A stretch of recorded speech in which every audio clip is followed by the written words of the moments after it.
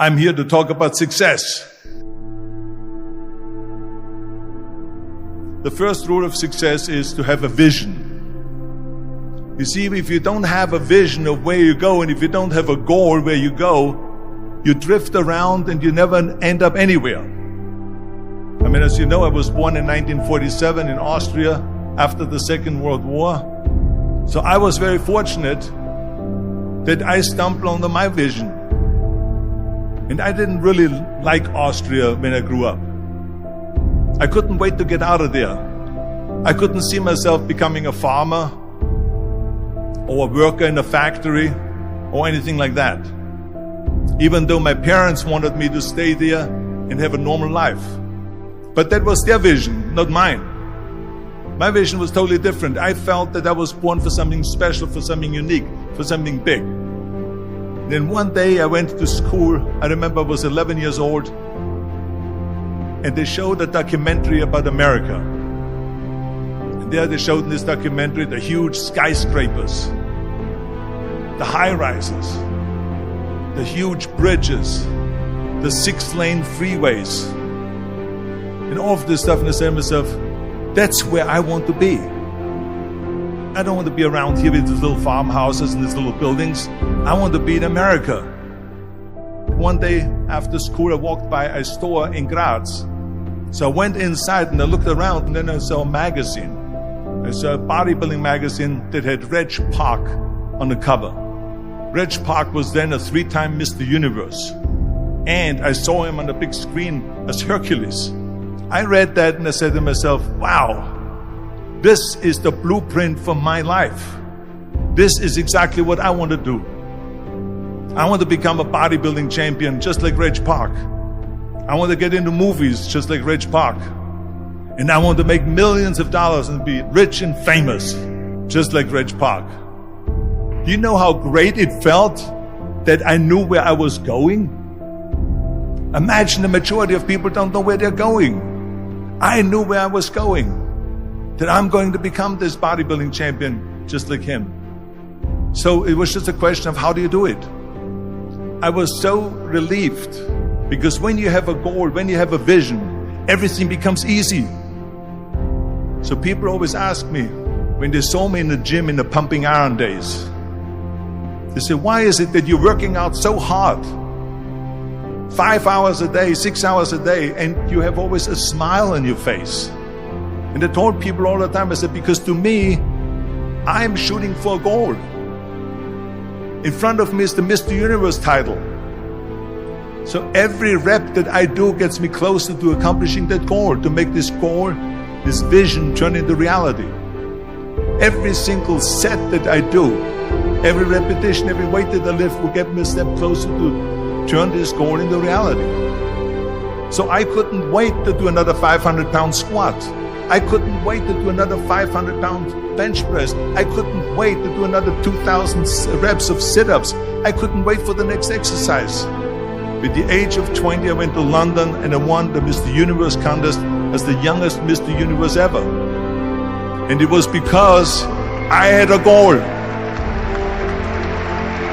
So let me tell you something, visualizing your goal and going after it makes it fun. You got to have a purpose no matter what you do in life. You got to have a purpose. 74% hate their job in America. Now there is not much different when you come to Europe. The majority of people don't like what they're doing because they're really not doing it because they didn't have a goal and they followed this goal. They just aimlessly drift around, and then all of a sudden there's a job opening, so they get that job because you have to work. But then when you work, it's a chore. It's work. It's not fun. So if you think about only a quarter of the people really enjoy what they're doing in life, that is unbelievable if you think about it. So I felt so blessed that I knew what I was doing. It's like a medical student that studies and knows he wants to become a doctor. You know where to go. And the same thing is also in politics.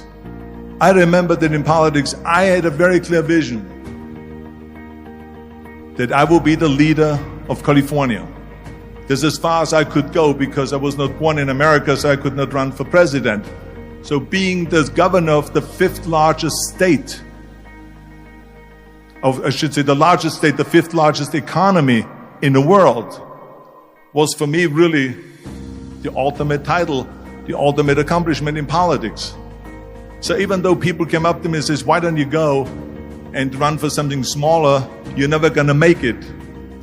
I ran for governor, and then 2 months later I became governor of the state of California. Again, because I had a very clear vision what I'm gonna do with California.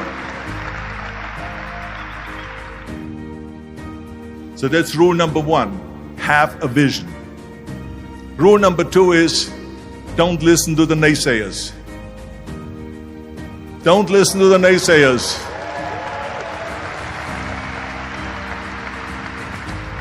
Everything I ever did, the thing that I heard out of people's mouth was, that's impossible. That can't be done. Or no. That is exactly what I heard, and of course I proved to the people that it can't be done. So whenever someone said to me, it can't be done, I heard, it can be done. When they said no, I heard yes. And when they said it's impossible, I heard it is possible. I'm a strong believer of what Nelson Mandela said, that everything is always impossible until someone does it. Well, I'm going to be the one, I said to myself, I'm going to do it and I'm going to show it to them. Maybe it has never been done before. That's perfectly fine with me. But I'm going to do it. And I did not listen to the naysayers. It's all about the hard work that you put in. I said to myself, in bodybuilding I worked out 5-6 hours a day. I'm going to do the same thing now for acting. And of course I went to college to study English. I studied the accent removal, acting classes, and all of this stuff all day long. I worked and I worked and I worked. And within a short period of time, I made one movie called Hercules in New York, which of course went right into the toilet. But it didn't discourage me. I still had the same vision. And then all of a sudden I did Streets of San Francisco. I did Stay Hungry and Pumping Iron and The Villain. And then all of a sudden I was asked by Dino De Laurentiis and by Universal Studio to star in Conan the Barbarian. And after I did Conan the Barbarian, the director at the press conference said to the press, the director was John Milius. He said to the press, if we wouldn't have had Arnold, we would have had to build one. So think about that. The very body that they said can never be sold because the time is wrong. A few years later, I'm doing Conan the Barbarian, and it was the #1 hit at the box office when it came out in the summer of '82. Think about that. And the director says, if we wouldn't have had his body, we would have had to build one. So all of a sudden, my body became an asset, not a liability. And the same thing was with Terminator. After we were finished filming Terminator, Jim Cameron said to the press, if Arnold wouldn't have had that accent and talked like a machine, I think the movie wouldn't have worked. So think about that. The body and the accent that they attacked was an asset. But I didn't listen to those losers.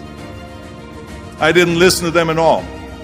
It's just the reality of it is that you cannot listen to the naysayers. So this is a very important lesson for all of you. So when someone says, no, this is a stupid idea, you in your mind, you don't have to say it, but in your mind just say to yourself, you're an asshole. What do you know?